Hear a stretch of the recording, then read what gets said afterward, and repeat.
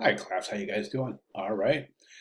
This week we're going to talk about balance. And I just want to start by saying I've got a couple of emails from students that are saying this is a really neat approach to design in that we're breaking down individual principles and seeing how they affect overall composition. And those of you who have noticed that, you're onto something because it's a really great and expeditious way to study the principles. Is looking at one, determining how it works, determining its success based on what you recognize in different ads, like we do in our discussion boards, and then moving on to the next principle where we scaffold what we learned off the previous principle and add that to our continued knowledge of the principles of design. So in other words, when we talk about contrast and emphasis in one week, then we switch to balance in the next week. So we're talking about balance this week, but we're also going to add in what we know about contrast and emphasis and hierarchy, right? So we're basically building our arsenal and building a scaffolding where we take a previous week's knowledge, add to it, and then use that as our new foundation.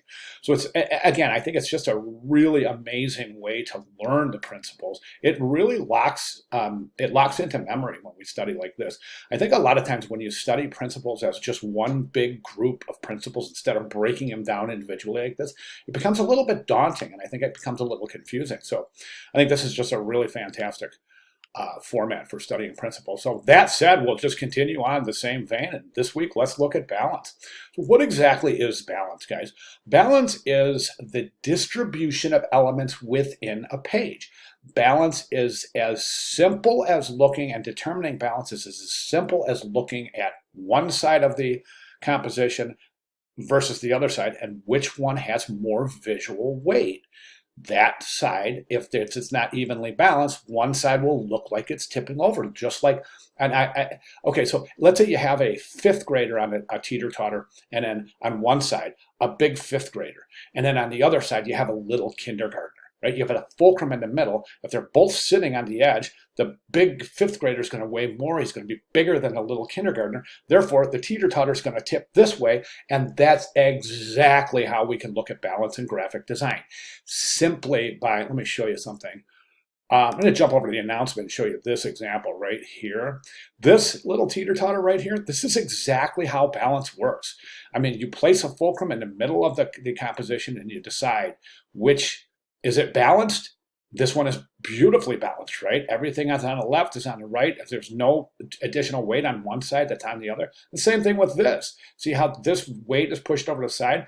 But this weight over here is pushed over further to the left side, which reinforces the balance and kind of creates more of this asymmetrical balance, which I'm going to talk about in a second. At any rate, I just want to illustrate that it's very easy to determine the balance based on the distribution of elements on a page. And again, I use that fulcrum teeter-totter example, and I think it works very well.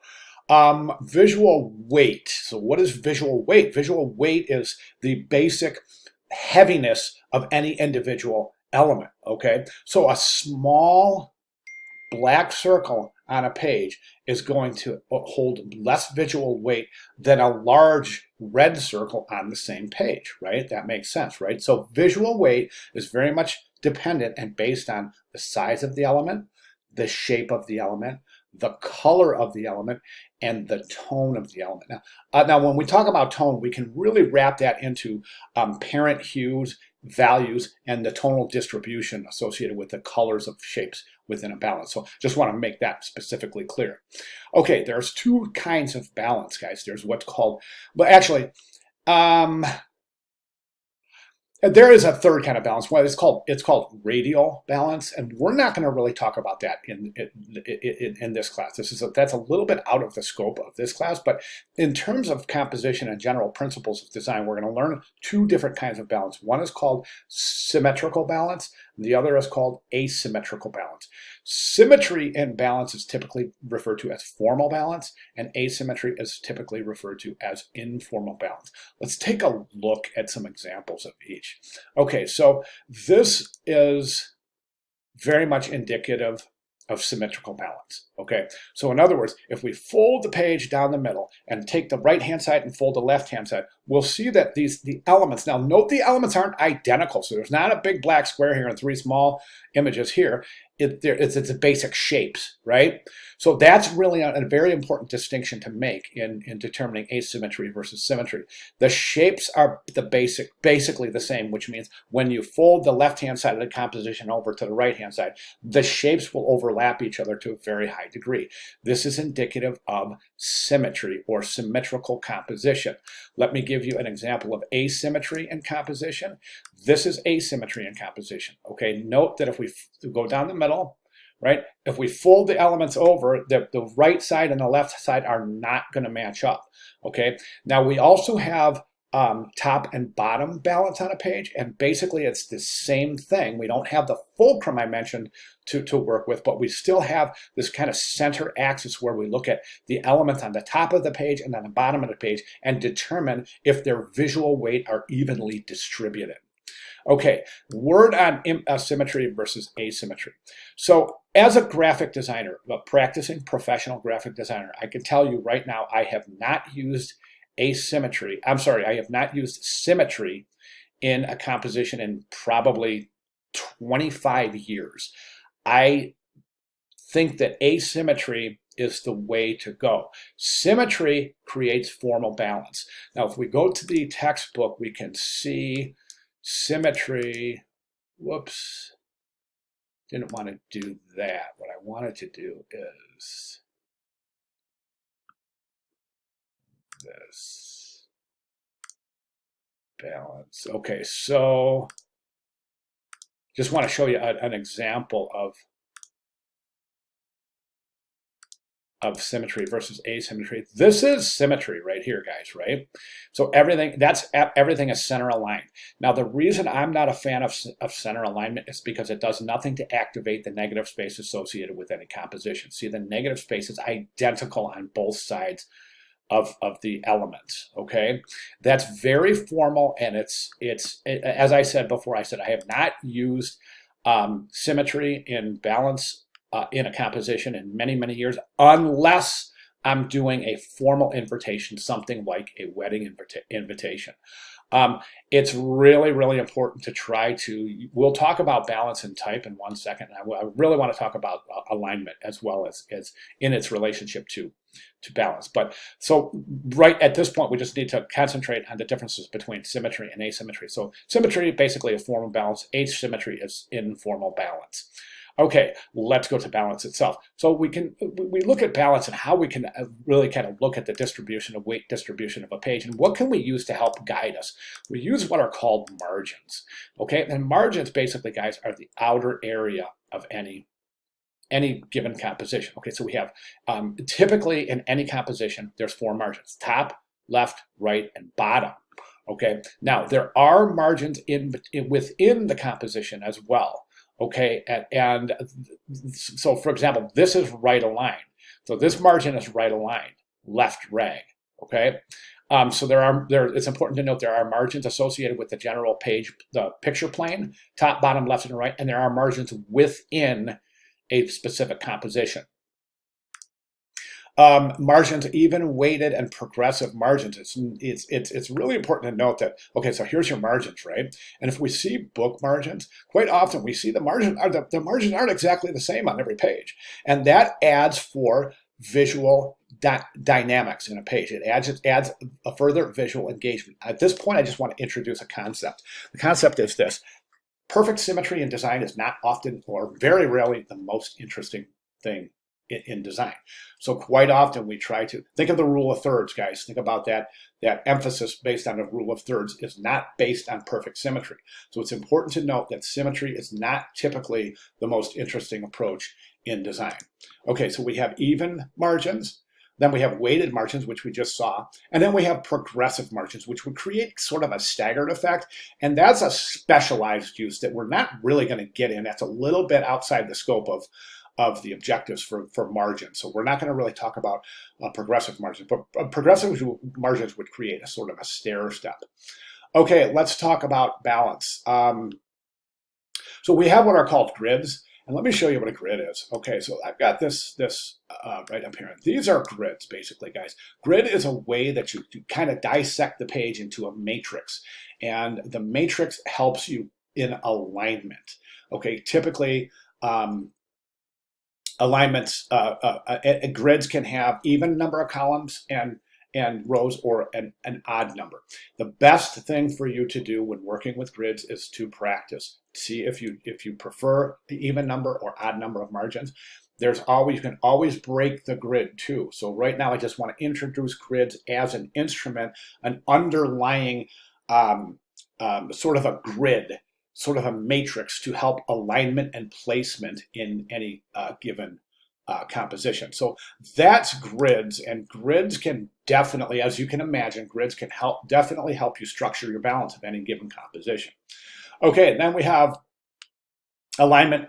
Balance alignment, this is more based on typography. Okay, so let me show you some examples here.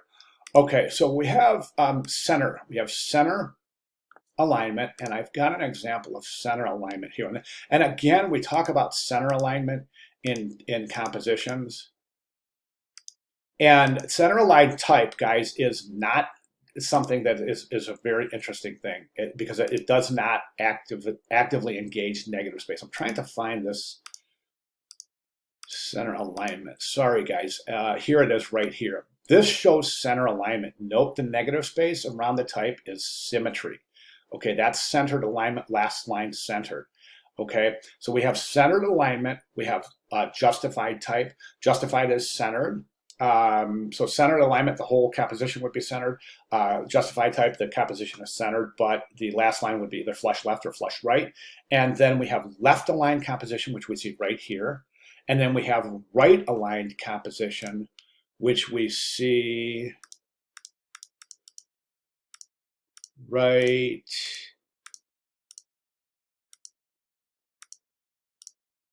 here, right aligned, right? So no balance here, guys. We want to look at balance, right? This is right aligned. Note this big space right here. Note the designer added a design element here to counter effect the imbalance based on this right alignment. Okay, cool stuff, huh? Okay, so alignment is center justified. Left aligned would typically be called left aligned rag right. A rag is the uneven lines of text. So basically, let's find an example. Okay, this is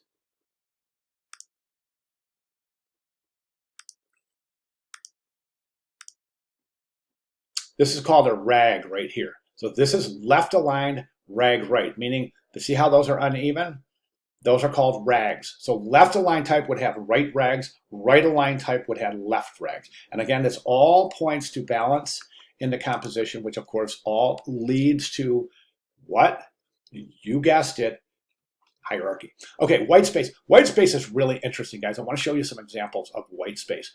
White space in graphic design is definitely an advanced notion, and it's something. And I'll just be honest with you guys. Most design students are afraid of white space. Most design students want to pack the entire composition to all four corners. Okay, now adding white space adds an enormous amount of elegance. It allows a good cadence to be established, and it allows for good delivery so that the viewer isn't overwhelmed with visual elements like we saw in those Midas ads, remember? So the viewer isn't overwhelmed with visual elements. Rather, it's timed very nicely, and the use of a negative space allows for a nice resting space. Let me show you a classic ad. One of the first ads ever designed that really illustrates the importance of negative space, and this is it right here. This is an old Volkswagen VW Bug ad, and they're pushing the emphasis establishing the emphasis of the fact that the car is very, very small. Think small, right? So what do? They just push that notion to the maximum by really reducing the size of the car in relationship to the composition itself, emphasizing the fact that we're thinking small, we're presenting a small vehicle, and really establishing that using negative space in association with the distribution of weight, especially the image itself. Okay, guys, I wanted to wrap this up at 15 minutes, but I just wanted to give you this pretty detailed a little mini lecture here on, or I shouldn't say mini lecture, a full-blown lecture on balance in design. Okay, guys, that concludes our lecture on balance. If you have any questions, comments, concerns, or need any clarification, please let me know. I'll be glad to provide anything in that regard. All right, guys, thank you very much.